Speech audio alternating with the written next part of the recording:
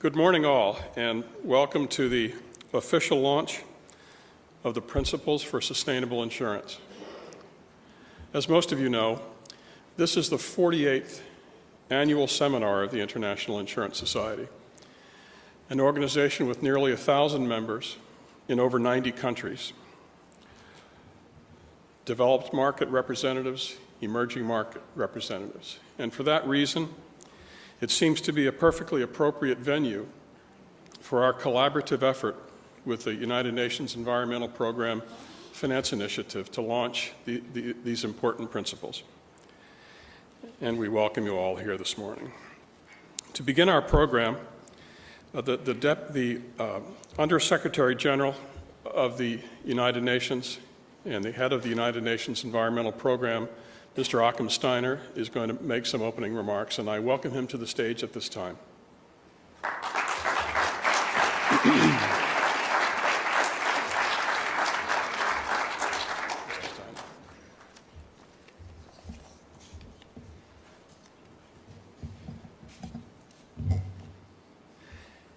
Mike, thank you very much for the introduction, and I hope with a warm introduction we will also get a slightly warmer climate inside the conference room. I'm always astonished why our climate managers in these buildings feel that we have to go to almost sub-zero temperatures to become able to work. But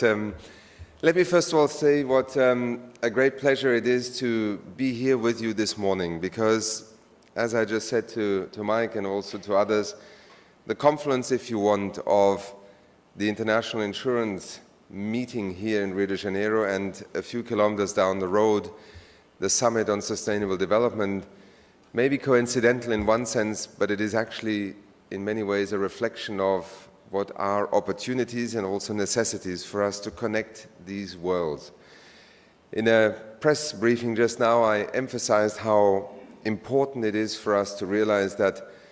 when it comes to some of the central challenges that we discuss in these complex summits, it's sometimes difficult to communicate to the broader global public. When we debate the fact that we are a global community of 7 billion people now,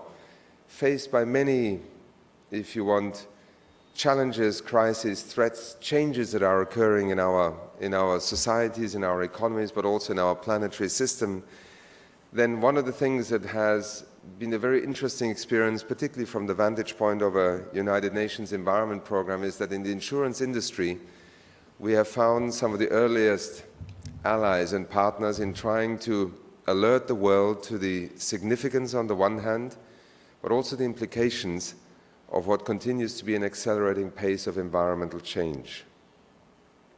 This deals with the part that you call risk, and for which you have created products, services, markets,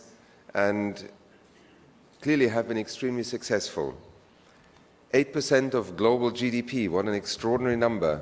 that the insurance industry represents today. That's almost 1/10 of everything that happens in our global economy. Your ability, on the one hand, to help society through its economic policies, instruments, and markets, but also through the products that you offer to address the challenge of coping with change, with unpredictable things that, in a sense, the future no longer allows us to simply extrapolate from the past. It is one of the things that brought the insurance industry in the 1990s and the climate change community together, because our ability to begin to understand the risks of the future really were increasingly difficult in terms of an empirical extrapolation from the past. The disruptive nature of environmental change on our planet today is occurring at a pace and with a quality of intervening in systems, be they the atmospheric systems, our biosphere systems, that are unprecedented in terms of our human knowledge and certainly ability to fully understand. Just last week, the United Nations Environment Program released here in Rio de Janeiro its 5-yearly Global Environment Outlook Report. I urge you, if you have not come across it, it is called GEO5, to take a moment when you return to your offices and capitals and home countries to study it for a moment, because even by environmental standards, if I may put it that way, because one of our tasks is very often to be the bearer of bad news, it is an extremely sobering report. 20 years after the Rio Summit on Sustainable Development, the famous Earth Summit, in which we agreed that the challenges clearly are no longer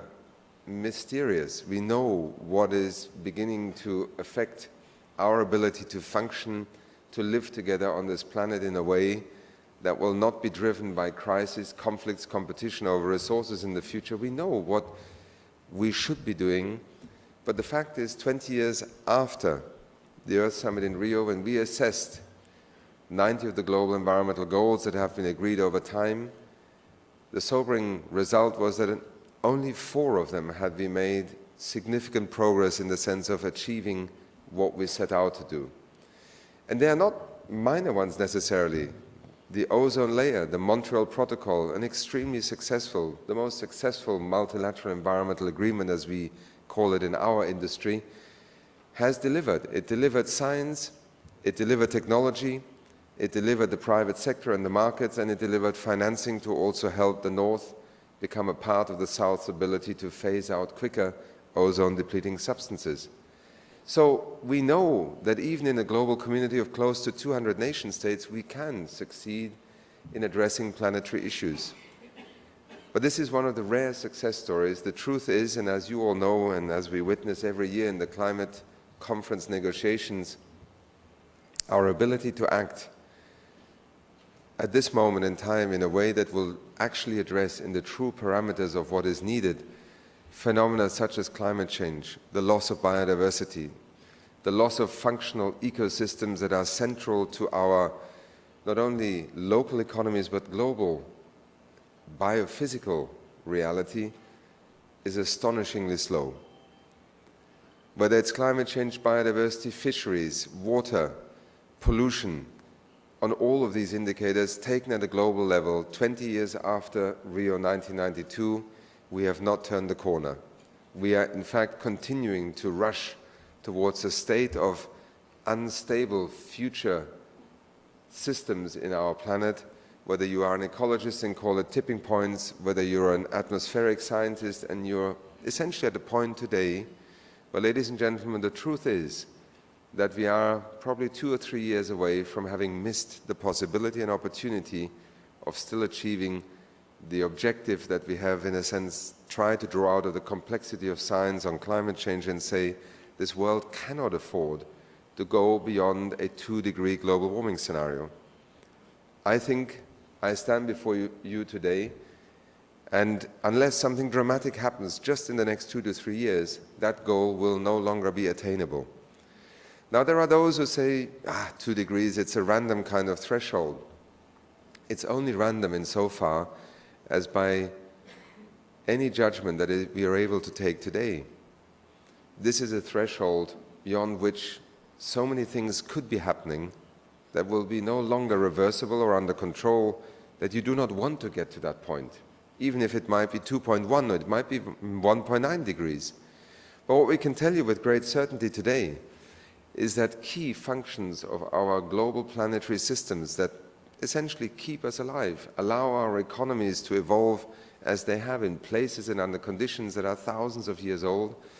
will no longer be the same. And when the debate, for instance, here in Brazil about the future of the Amazon forest, and it is indeed a Brazilian debate as much as it is a global debate, continues to be judged by some in terms of the value of the Amazon forest is the value of the timber that is there, and by not being allowed to use that timber, you are preventing an economy from developing and taking advantage of its natural resources, as so many other countries have done in the past. And this is a legitimate critique in this debate. It is central also to what we debate in the Rio Centro, when some countries point with their fingers at others, not exactly having had a legacy or a record historically that serves as an example. But here comes the dilemma. Developing countries quite rightly say, you know, you have taken up the space in the atmosphere and now you expect us to correct for that very greedy 200 years of industrialization by somehow forcing us to having to bear the consequence. So we should not use fossil fuels. We should not cut down forests because In fact, deforestation is one of the largest contributors to CO2 emissions. But here comes the complexity. For Brazil and for South America, the Amazon forest is least important, quite frankly, in terms of the value of timber that stands there. The Amazon forest, just to take an example, and there are many other equivalents across the world, is the largest water pump on our planet. A significant part of the hydrology of this entire continent of South America is inextricably linked to the functioning of this ecosystem, which through its climatic dynamics provides this continent with the climate it has today, including the supply of water. Now, Brazilian scientists, and this has been confirmed by the IPCC, assume that at 4 degrees of global warming, the Amazon ecosystem will no longer function the way it has evolved over thousands of years. It will cease to operate in the way that it operates today. And this is where you as an insurance industry and we as environmental science and policy platforms in the international arena have not only a duty and a responsibility, we in fact have a fate almost shared, because our ability to alert society to what the consequences are of a continued economic development model that puts at risk many of the fundamentals that we have simply accepted as God-given, as nature, are in fact under threat. That is why I particularly welcome this morning the opportunity to be here with you and to launch these principles for sustainable insurance. Because perhaps surprisingly to some out there, what we together can do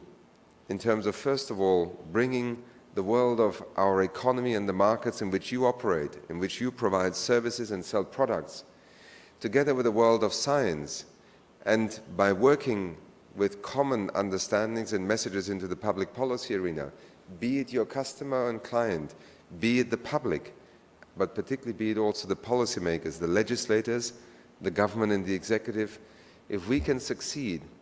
in raising the understanding about what truly the implications are of what is happening to our planet today,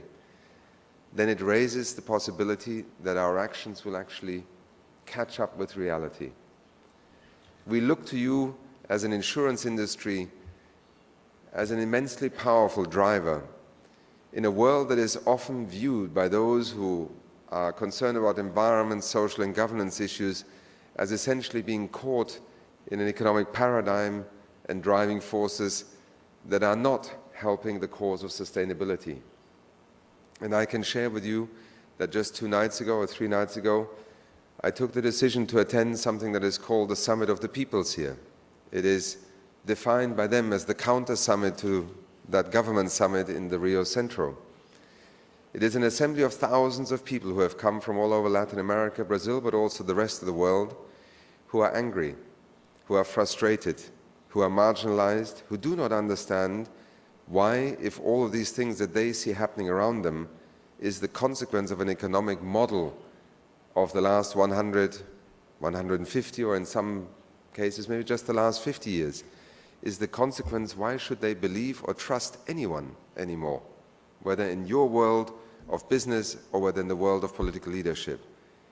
This is a group that also in the context of the economic and financial crisis is growing. And this is where the threads of governance, environmental change and social inequity begin to form into something that we have also seen in the north of Africa. Social instability, environmental disruption, failing governance systems begin to add up to a scenario that is not one that either you as an industry or we as public policymakers would like to see unfold in the coming decades. So as you step up into that arena, move beyond the realm of simply being a company that pays its taxes and otherwise transacts its business, we have a unique opportunity. The record of UNEP FI, of the UNEP Finance Initiative, which is here represented this morning also by its co-chair Barbara Krumsek of Calvert,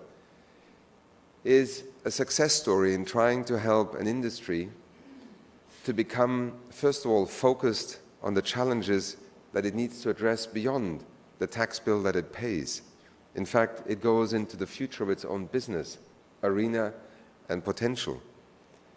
It is also a possibility for those companies who accept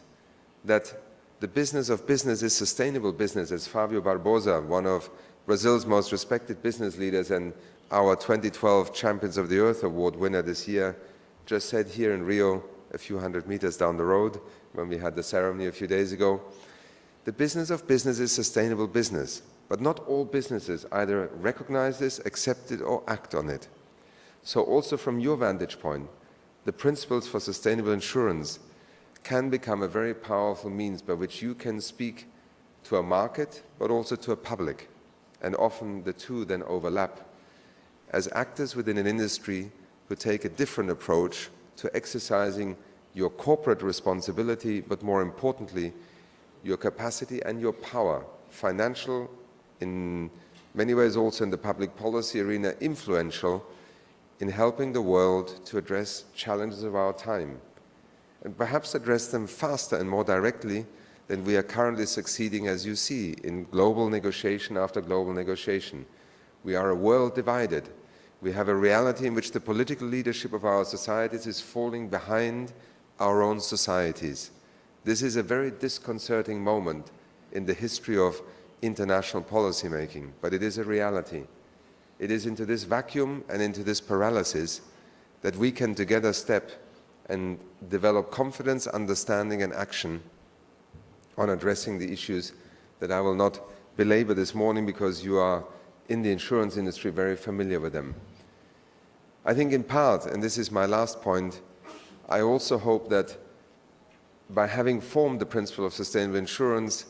you will give perhaps more emphasis to the part of the insurance industry that is naturally going to be more alert to the risk management scenarios in terms of global environmental changes, rather than your other identity, which is that of being the most potent financial investor in financial markets, which makes you often perhaps more conservative than some would like to be. But this is, I think, the DNA of the insurance industry, and may PSI help us to bring out the best of both. Thank you very much.